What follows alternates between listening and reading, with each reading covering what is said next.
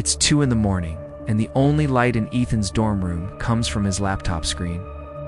Outside, the campus is dead quiet. Ethan, a film studies major, is deep into his usual late-night internet crawl, searching for obscure, forgotten bits of media. He's seen it all, or so he thinks. Weird art house films, creepy public service announcements, lost commercials. Tonight he's chasing a rumor about a video that supposedly drives people mad. Most of these turn out to be cheap fakes, but the thrill of the hunt is what he lives for.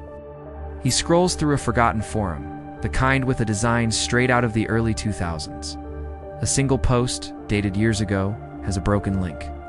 But a reply below it has a new one. A string of random characters leading to a video hosting site he's never heard of. The title is simple, unsettling, voices in the static. No description, no uploader information. It's just a thumbnail of pure, grainy television static. His cursor hovers over the play button. Every instinct tells him to close the tab, to go to bed. But curiosity, as always, wins. He clicks. The video starts. Just as the thumbnail promised, his screen fills with a blizzard of black and white static. The sound is a low, constant hiss like an old television tuned to a dead channel. Ethan leans closer, adjusting his headphones. For the first 30 seconds, that's all there is. Static and hiss. He almost scoffs, ready to dismiss it as another failed attempt at internet horror. He thinks, okay, another dud. But then, something shifts. The hiss isn't just random noise anymore. There's a pattern to it, a rhythm. It's faint, almost imperceptible, but it's there. He turns the volume up, straining to hear, and then he hears it. A whisper, buried deep within the static. It's so quiet he thinks he might be imagining it. He replays the last 10 seconds. There it is again, a soft, sibilant sound. He can't make out the words, but it sounds like a voice, a human voice. He feels a prickle of unease. This is different. This isn't just a loop of stock audio. Someone recorded this, keeps listening, his eyes glued to the swirling static on the screen. The whispers grow clearer, more distinct. It's not one voice, but several, all speaking at once, their words tangling together into an incoherent mess. They sound distant, desperate. It's deeply unsettling, like eavesdropping on ghosts. He leans in even closer, his face just inches from the screen. He closes his eyes, trying to isolate a single voice, a single word from the cacophony. And then one voice cuts through the others, clear as a bell, and it speaks his name. Ethan. His eyes snap open.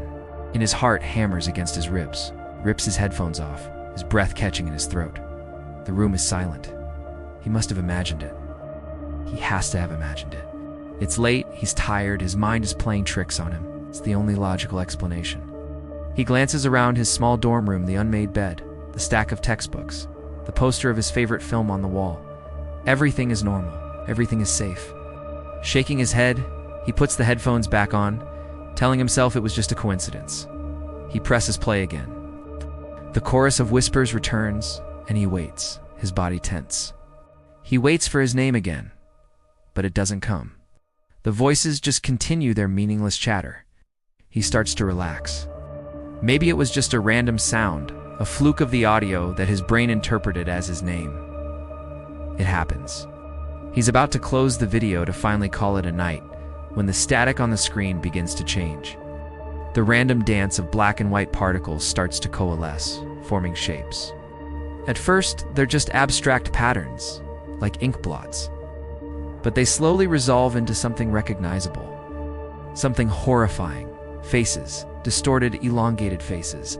Their features twisted in silent screams. Their eyes are dark, empty pits, their mouths stretched wide.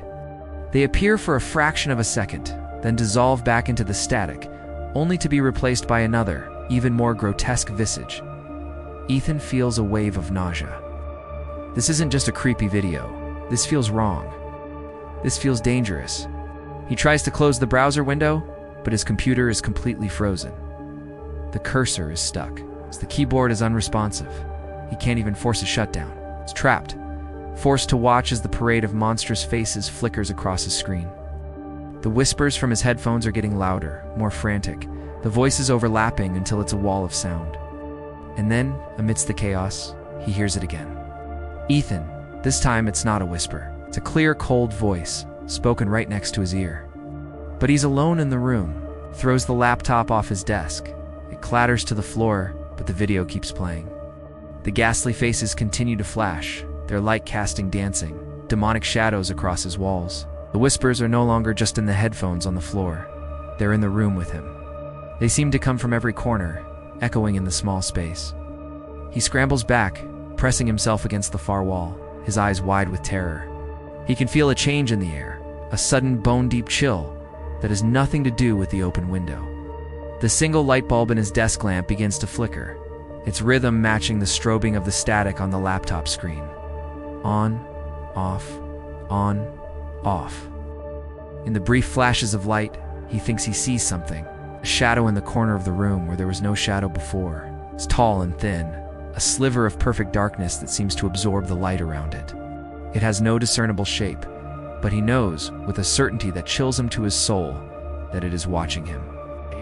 The whispers stop, all of them. The sudden silence is even more terrifying than the noise. The only sounds are his own ragged breathing and the frantic thumping of his heart. The lamp flickers one last time, and then dies completely, plunging the room into near-total darkness. The only illumination is the cold, gray light from the laptop screen on the floor, and in that light the shadow moves.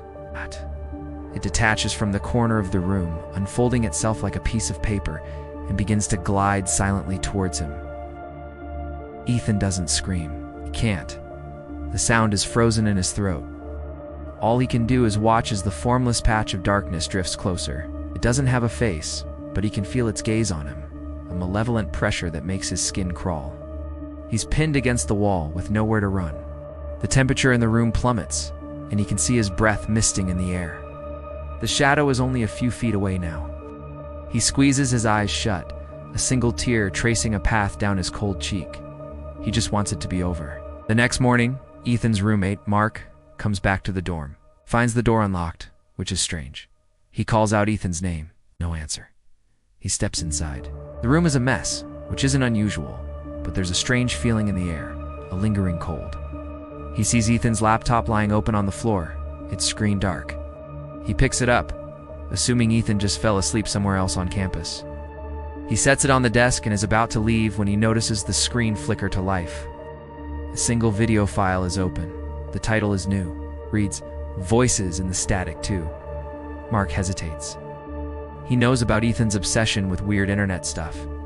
Curious, he clicks play. The screen fills with static. A low hiss fills the room. For a moment, that's all there is. But then, a new face fades into view from within the swirling noise. It's a face he recognizes, distorted in a silent, eternal scream. It's Ethan. And from the speakers, a chorus of ghostly whispers begins, and one voice, clear and cold, speaks a single word. Mark, thanks for watching. If you enjoyed this story, don't forget to like, subscribe, and hit that notification bell so you don't miss our next video. Stay safe out there.